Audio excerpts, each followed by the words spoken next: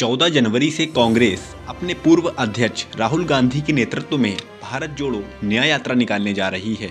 ये यात्रा पूर्वोत्तर के राज्य मणिपुर से शुरू होकर महाराष्ट्र की राजधानी मुंबई तक जाएगी। कांग्रेस ने इस यात्रा को लेकर पूरी तैयारी कर ली है। इस यात्रा के जरिए कांग्रेस उन राज्यों में भी सियासी लाभ उठाने की कोशिशों में है जहां वह अपने अस्तित्व के लिए भी संघर्ष कर रही है। उनमें सबसे बड़ा राज्य है उत्तर प्रदेश। कांग्रेस ने अपनी 67 दिनों की यात्रा में से 11 दिन उत्तर प्रदेश में बिताने का फैसला लिया है। ये यात्रा उत्तर प्रदेश के 20 जिलों से होते हुए राजस्थान जाएगी। तो ये यात्रा यूपी में कितना प्रभाव छोड़ पाएगी, अब इस पर बात करते हैं। संभावना है कि भारत जोड़ो न्याय यात्रा 15 फरवरी के आसपास चंदौली के रास्ते यूपी में प्रवेश करेगी। सबसे पहले बड़े शहरों में ये यात्रा वाराणसी आएगी। वाराणसी से पीएम मोदी सांसद हैं और वे लगातार 2 बार यहाँ चुनाव जीत चुके हैं। ऐसे में कांग्रेस की ये यात्रा इस जिले में काफी अहम हो जाती है।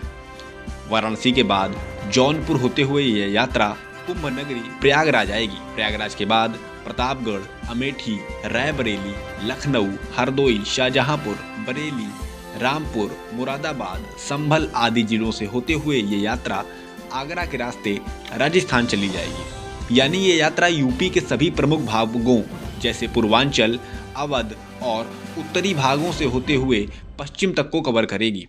ऐसे में रूट के हिसाब से तो कांग्रेस ने अपना काम कर दिया है।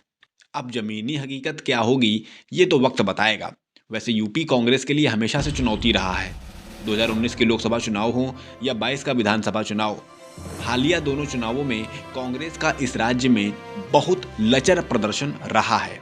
ऐसे में राहुल की ये यात्रा यहाँ क्या प्रभाव छोड़ पाएगी ये देखना दिलचस्प होगा।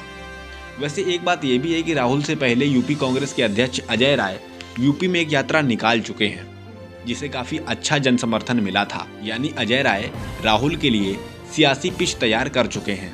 अब देखना ये होगा कि राहुल इस पिच पर बैटिंग कैसी करते हैं। यदि राहुल को इस बैटिंग में सपा प्रमुख अखिलेश यादव का भी साथ मिल जाए यूपी में इंडिया गठबंधन के कार्यकर्ताओं में बहुत अच्छा संदेश आएगा।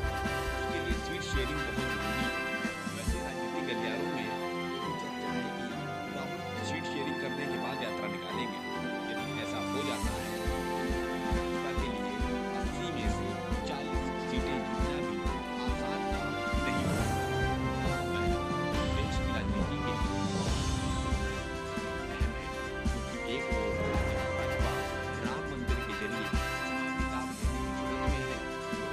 कांग्रेस ने भी भाजपा के साथ बेरोजगारी न्याय का मुद्दा जोर से उठाने की तैयारी कर रही है।